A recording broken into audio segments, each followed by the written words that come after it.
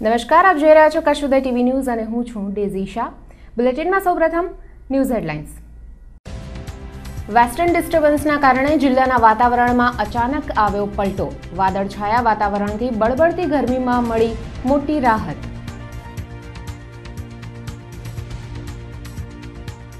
અંજારના વીરા અને ભચાઉના વોંધ ગામે ચિકનગુનિયાના વાવરની દહેશત। એક સાથે 22 શંકાસ્પદ કેસ નોંધાયા। આરોગ્ય તંત્રએ હાથ ધર્યો સર્વે। હાઈ સિક્યુરિટી નંબર પ્લેટ માટે આખા કચ્છમાં એકમાત્ર ભુજમાં જ થાય છે કામગીરી। દૂર દૂરથી આવતા વાહન ચાલકોને થાય છે ધરમના ધક્કા। મશીન બગડતા લોકો ઉશ્કેરાયા। કચ્છ સરહદેથી ઝડપાયેલા વૃદ્ધ પાકિસ્તાનીને પરત મોકલવા બીએસએફની વિચારણા। બિકાનેરની બાળકીને પાકિસ્તાને પરત કરતા બીએસએફ દાખવશે વળતી શુભચેષ્ટા। ભુજની પાલારા ખાસ જેલના ખૂંખાર કેદી પાસેથી ઝડપાયું મોબાઈલ ફોનનું સિમ કાર્ડ। ભુજ તાલુકા પોલીસે કોલ ડિટેલ મેળવવા હાથ ધરી તજવીજ। તો પાલારા જેલના 8 કેદીઓ હાજીપીર બાબાના દર્શને જતા પદયાત્રીઓની કરી રહ્યા છે સેવા। બાબાના આશીર્વાદથી અલ્લાહ બધા ગુનાહ માફ કરી દેશે તેવી છે આશા।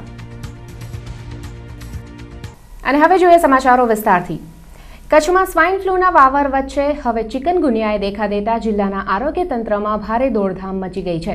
અંજારના વીરા ગામે ચિકનગુનિયાના 20 જેટલા શંકાસ્પદ કેસ નોંધાયા હોવાનું બહાર આવ્યું છે, જેમાંથી 2 કેસ કન્ફર્મ પોઝિટિવ હોવાનું જાણવા મળી રહ્યું છે। શંકાસ્પદ કેસના સેમ્પલ વધુ પરીક્ષણ માટે રાજકોટ મોકલાયા છે। માણસના સાંધા અને હાડકાને જકડી લેતો આ રોગ દેખાતા આરોગ્ય તંત્ર સતર્ક બની ગયું છે। ચિકનગુનિયાના વાવરના અંદાજ માટે 7 જેટલી ટુકડીઓને સર્વે માટે તૈનાત કરી દેવાઈ છે।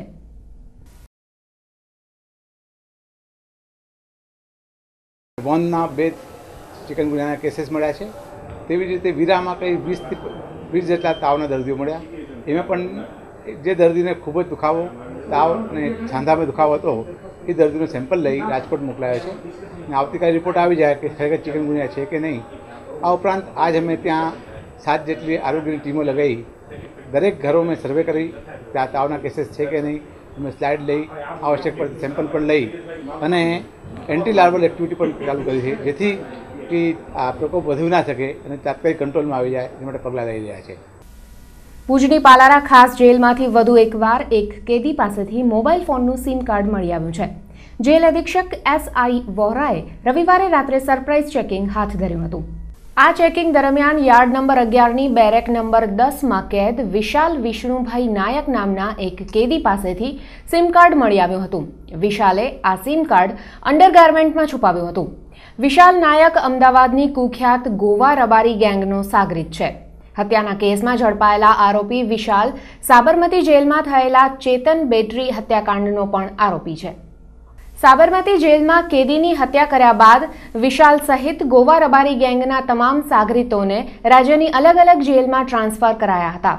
જેલ અધિક્ષકની ફરિયાદ દાખલ કરી તાલુકા પોલીસે ઝડપાયેલા સિમ કાર્ડ પર ક્યાં ક્યાં અને ક્યારે ક્યારે વાતચીત થઈ હતી તેની કોલ ડિટેલ મેળવવા તજવીજ હાથ ધરી છે। અબડાસાના ઉસ્તિયા ગામે એક કુખ્યાત જમીન માફિયા દ્વારા 2.5 થી 3,000 એકર જેટલી જમીન ગેરકાયદેસર રીતે પચાવી પાડવાનો કારસો રચાયો હોવાનો ગ્રામજનોએ આરોપ કર્યો છે। ગ્રામજનોએ તેમની ફરિયાદ સંદર્ભે જિલ્લા કલેક્ટરને આવેદનપત્ર આપી રજૂઆત કરી છે। ભુજના એક સફેદ પોશધારી જમીન માફિયાએ ગામની સીમમાં આવેલી ગૌચર અને પડતર જમીન કવર કરી લીધી છે, તો ગામના મંદિર હસ્તકની જમીન પર પણ આ માફિયાનો ડોળો પડ્યો હોવાનો આરોપ ગ્રામજનોએ કર્યો છે। આ કહેવાતા રાજકારણી કમ જમીન માફિયાએ ચેકડેમની જમીનો પણ પચાવી પાડી છે। પડતર જમીન સમથળ કરાવી નાખ્યા બાદ રસ્તા બનાવી દીધા છે। અવાજ ઉઠાવતા ગ્રામજનોને સામ દામ દંડ ભેદથી વશમાં લેવા પ્રયાસો કરાય છે। ગ્રામજનોએ કલેક્ટરને સ્થળ પર રૂબરૂ મુલાકાત લઈ જાત તપાસ કરવાનો અનુરોધ કર્યો છે।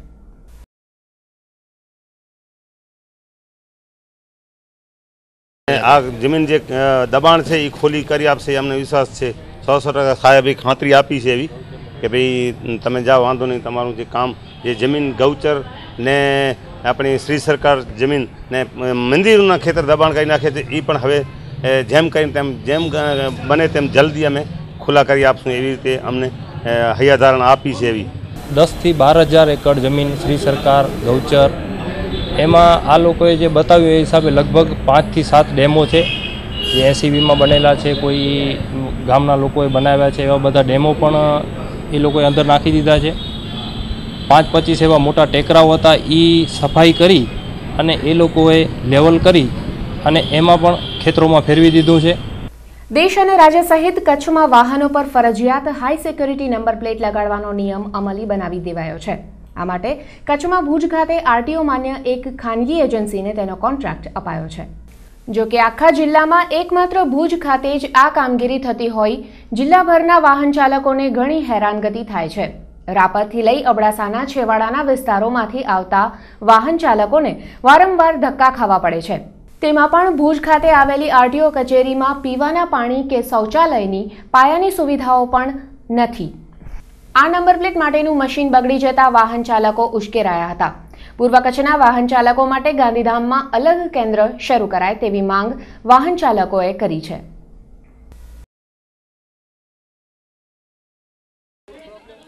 મૂળ પ્રોબ્લેમ એ છે કે નંબર પ્લેટ માટે અહીંયા અમે આવેલા છીએ અને જે એ જ નંબર પ્લેટ લગાવી જે ગવર્મેન્ટે નક્કી કરેલી છે એ જ, અને અહીંયા નંબર પ્લેટ લગાવવા આવ્યા તો અહીંયા જે મશીન બગડી ગયેલું છે તો જે ગ્રાહકો છે એ બહુ હેરાન થઈ ગયેલા છે. આખો દિવસ મોડે જે ગ્રાહકો દ્વારા જ ઇલેક્ટ્રિશિયનને બોલાવવામાં આવ્યો અને પછી કાર્ય શરૂ કરવામાં આવ્યું છે. એટલે મારા ભાઈ ગણે છે, હું એક નથી, પણ શુક્રવારથી હેરાન થઈ છું. પહેલો બુધવારે કીધો, ઓ પછી શુક્રવારે કીધો, હજી સુધી કોઈ ટાઈમ નથી. હમણાં એને કીધું કે હવે શું કરતો આ કીધું કે ભાઈ આરટીઓનું વેક્શન છે, આરટીઓ એમ કીધું છે કે નંબર પ્લેટ તમે અહીંયા લખાવો. મને કાંઈ જવાબ હજી સુધી કાંઈ નથી દીધા. વન વિભાગ બાદ હવે પોલીસના સ્પેશિયલ ઓપરેશન ગ્રુપે અબડાસાના વાગોઠ પાસેથી 350 બોરી કોલસો જપ્ત કર્યો છે. એસઓજીએ રવિવારે રાત્રે એક ટ્રકમાં ભરીને લઈ જવાઈ રહેલા જથ્થાને જપ્ત કર્યો હતો. કોલસાની કિંમત અંદાજે 6,800 રૂપિયા થાય છે. પોલીસે ટ્રકના ચાલકની ધરપકડ કરી આ કોલસો કોની માલિકીનો હતો અને ક્યાં લઈ જવાતો હતો તે અંગે તપાસ હાથ ધરી છે. વ્યવસાયિક હેતુથી ગાંડા બાવળને કાપી તેનો કોલસો પાડી વેચાણ કરવા પર કડક પ્રતિબંધ છે. પોલીસ અને વન વિભાગની કડક કાર્યવાહી છતાં આ દૂષણ પર કોઈ અંકુશ આવતો નથી. વાતાવરણમાં આવેલા અચાનક પલટાના કારણે કચ્છવાસીઓને બળબડતી ગરમીમાં મોટી રાહત મળી છે.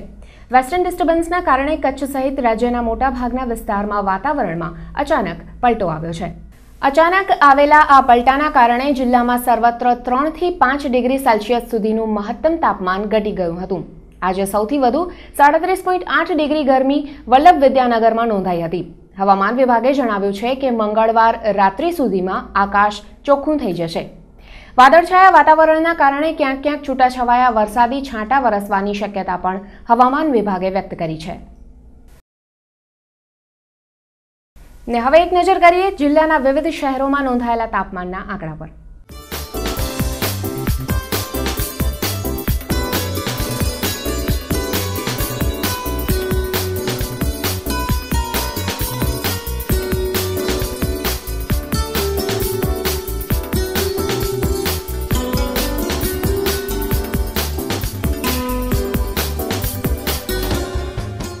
બુલેટિનમાં સમય છે ત્યારે એક નાના વિરામનો.